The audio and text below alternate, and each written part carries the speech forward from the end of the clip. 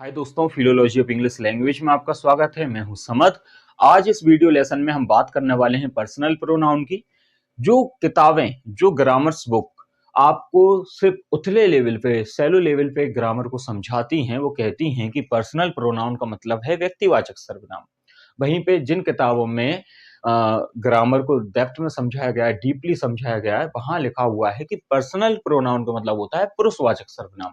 आज हम इन दोनों पहलुओं को समझेंगे कि व्यक्तिवाचक सर्वनाम क्यों कहा जाता है इनको, या फिर पुरुषवाचक सर्वनाम क्यों कहा जाता है। तो चलिए वीडियो को स्टार्ट करते हैं। सबसे पहली बात कि पर्सनल प्रोनाउन होते क्या हैं।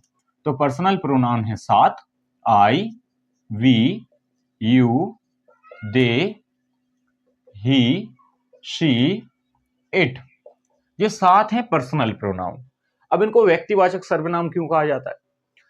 व्यक्तिवाचक सर्वनाम इसलिए कहा जाता है क्योंकि जो छोटे बच्चे होते हैं उनको पुरुषवाचक सर्वनाम की अगर तरह समझाएंगे ना तो वो समझ नहीं पाएंगे। मतलब अगर हम उनको पर्सन सिस्टम समझाएंगे तो वो समझ नहीं पाएंगे।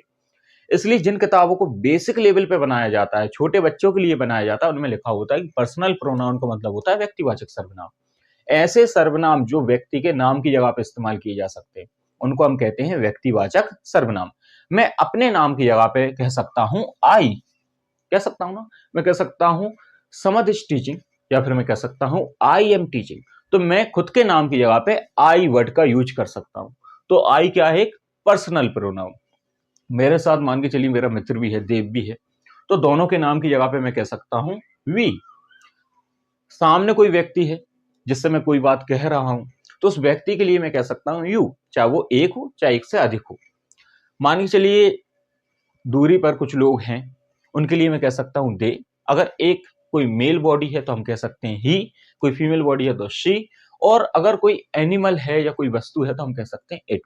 तो सामान्यतः जो बेसिक लेवल पे ग्रामर बुक्स होती हैं वो कहती हैं कि पर्सनल प्रोनाउन का मतलब है व्यक्तिवाचक सर्वनाम। ऐसे सर्वनाम जो कि किसी व्यक्ति की नाम की जगह पे हम उपयोग कर सकते हैं। लेकिन अब यहां पे देखो, परिभाषा में ही थोड़ी सी त्रुटि आ चुकी है, थोड़ी सी गलती आपने अगर समझी हो। इट क्यों आ रहा है यहां पे? इट तो व्यक्ति के नाम की जगह पे इस्तेमाल नहीं किया जा सकता, या किया भी जा सकता है, लेकिन इट क्यों है यहां पे? तो इसको समझने के लिए आपको इस कॉन्सेप्ट को पर्सन सिस्टम के अकॉर्डिंग समझना पड़ेगा। मतलब अब हम समझेंगे गहराई में पर्सनल प्रोनाउन को। तो पहले हम समझते हैं पर्सन सिस्टम क्या है, या फिर जो जो पुरुष होते हैं वो क्या होते हैं। तो देखो, कोई भी भाषा है, उस भाषा में क्या होगा? उस भाषा में होगी बात, जिसको हम कहते हैं स्पीच। अब जो बात है ना उसको आप समझो। एक बात को कहने वाला व्यक्ति होगा, दूसरा वो व्यक्ति होगा जो बात को सुनता होगा, है ना, या सुन रहा होगा, और जो बात होगी वो किसी तीसरे व्यक्ति के बारे में की गई होगी। तो देखो भैया, फर्स्ट पर्सन का मतलब है वो व्यक्ति जो कि बात को कहता है, उसको हम कहते हैं फर्स्ट पर्सन। जो बात सुनता है, जिससे बात कही जाती है, उसको हम कहते हैं सेकंड पर्सन। और जिसके बारे में बात कही जाती है उसको हम कहते हैं थर्ड पर्सन। अब आप समझो गहराई से कि फर्स्ट पर्सन, सेकंड पर्सन या थर्ड पर्सन की जगह पे हम जिन सर्वनाम का उपयोग कर सकते हैं उनको हम कहते हैं पर्सनल प्रोनाउन, जिनको हम कहते हैं पुरुषवाचक सर्वनाम। बात आ रही समझ में? देखो, बेसिक लेवल पे हमने कहा कि व्यक्ति के नाम की जगह पर हम जिन सर्वनाम का उपयोग करते हैं, जिन प्रोनाउंस का उपयोग करते हैं, उनको हम कहते हैं पर्सनल प्रोनाउन। लेकिन जब हम डेप्थ में समझते हैं तो हमें समझ में आता है कि देखो भैया, यहाँ पे जो पर्सनल लिखा हुआ है वो वर्ड बना है पर्सन से, और ग्रामर में पर्सन है तीन। फर्स्ट पर्सन बात को कहने वाला, सेकंड पर्सन बात को सुनने वाला, और थर्ड पर्सन जिसके बारे में बात कही गई है।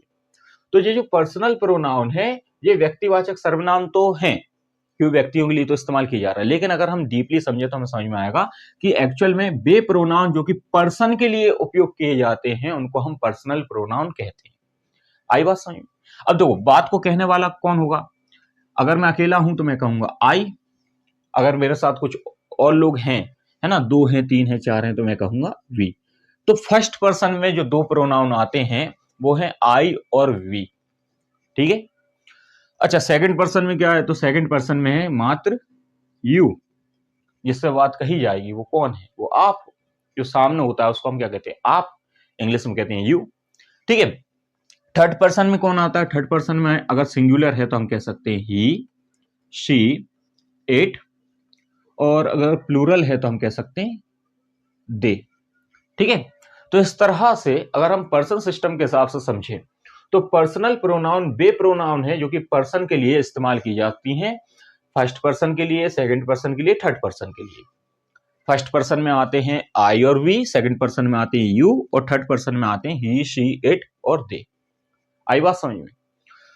अब इनके मतलब जानते हैं। देखो भाई, आपको वैसे तो पता होगा कि आई का मतलब होता है मैं, वी का मतलब होता है हम, यू का मतलब आप, ही मतलब वह, शी मतलब वह, इट मतलब वह या यह, और दे का मतलब होता है बे। लेकिन इतना सीमित नहीं, आई के बहुत सारे मतलब होते हैं। आई का मतलब मैं होता है, मैंने होता है, ठीक है, मुझे होता है, मेरे होता है। तो ऐसे अलग अलग सिचुएशन में आई का जो अर्थ होता है वो बदलता रहता है। जब हमें कहना होता है, मान के चलिए आई हैव अ बुक, अब आई हैव अ बुक में आई का मतलब है मेरे पास एक किताब, मेरे, समझ में आ रहा है?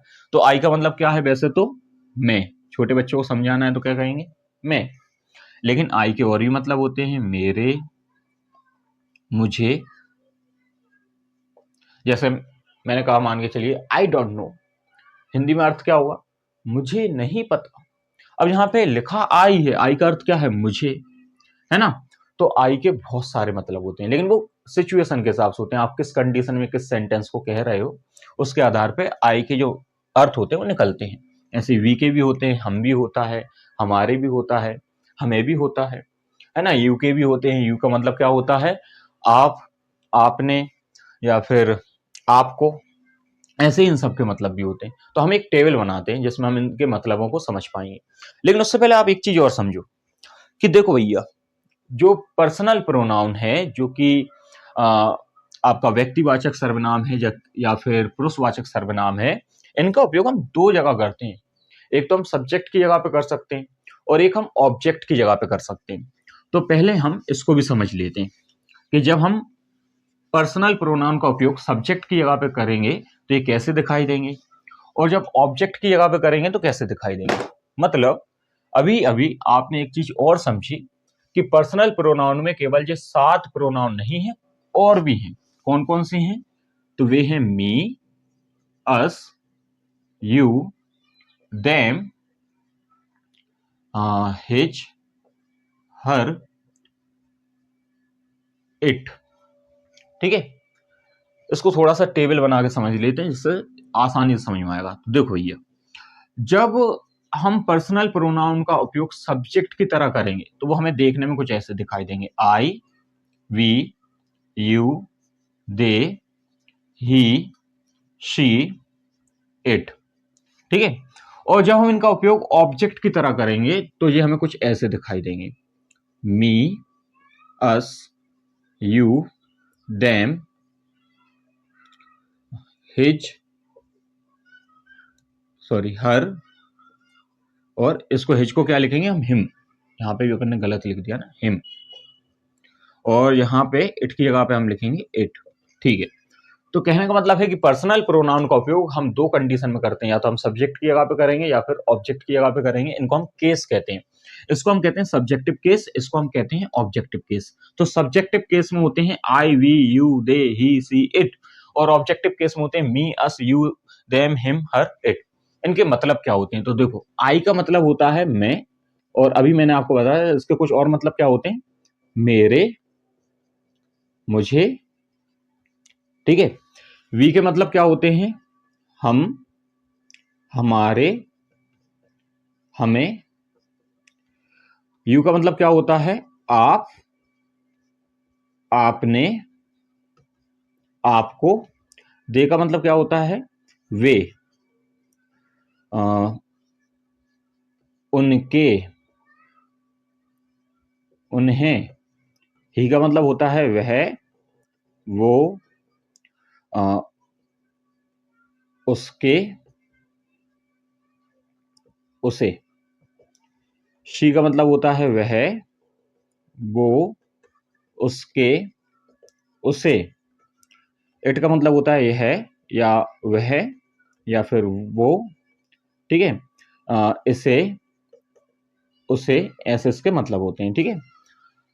ऐसे ही ऑब्जेक्टिव केस में जो है me, us, you, them, him, her, it, इनमें मी का मतलब होता है मुझे, अस का मतलब होता है हमें, यू मतलब आपको, देम मतलब उन्हें, हिम मतलब उसे, हर मतलब उसे, इट मतलब इसे या उसे, ठीक है।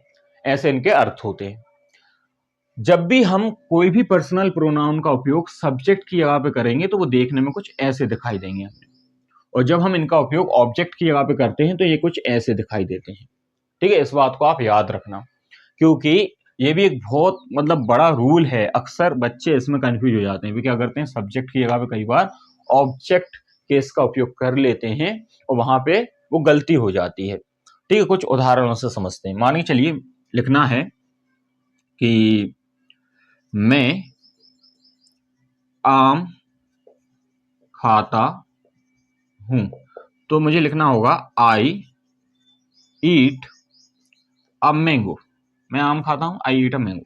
तो यहां पे मैं का उपयोग सब्जेक्ट की जगह पे किया गया है, इसलिए हम क्या करेंगे आई का उपयोग करेंगे, है ना। और अगर मुझे लिखना है, मानिए चलिए जैसे आप मुझे जानते हैं, आप मुझे जानते हैं। इस सेंटेंस में सब्जेक्ट कौन है, आप, तो आपके लिए हम कहेंगे यू। जानने को कहते हैं नो, यू नो। अब यहाँ पे मैं किस जगह पे हूं, ऑब्जेक्ट की जगह पे, तो लिखना पड़ेगा मी, यू नो मी, आप मुझे जानते हैं, ठीक है। तो इस तरह से हम कह सकते हैं कि देखो, पर्सनल प्रोनाउन का मतलब होता है पुरुषवाचक सर्वनाम, मतलब ये हमें पुरुष या फिर पर्सन के बारे में बताती हैं। और ये तीन पर्सन होते हैं, first person, second person, third person. First person मतलब जो बात को कहता है, सेकंड पर्सन जो बात को सुनता है या जिससे कही जाती है, और थर्ड पर्सन जिसके बारे में बात की जाती है। इसके अतिरिक्त जो पर्सनल प्रोनाउन होते हैं उनको हम सब्जेक्टिव केस और ऑब्जेक्टिव केस में बांट सकते हैं। हालांकि इसको एक और केस में बांट सकते हैं जो कि है पॉजेसिव केस, जिसको हम आगे चल के जिस पे हम बात करेंगे, ठीक है। जब हम सब्जेक्टिव केस में रखते हैं तो ये देखने में कुछ ऐसे दिखाई देते हैं, और जब हम इनको ऑब्जेक्टिव केस में रखते हैं तो ये देखने में ऐसे दिखाई देते हैं, ठीक है। मतलब सब्जेक्ट की जगह पे जब आप उपयोग करेंगे तो ऐसे, और ऑब्जेक्ट की जगह पे जब आप उपयोग करेंगे तो ऐसे, ठीक है। आगे चल के हम प्रोनाउंस के जो और क्लासिफिकेशन है, जो प्रकार हैं, उनके बारे में चर्चा करेंगे, ठीक है। मिलते हैं नेक्स्ट वीडियो में।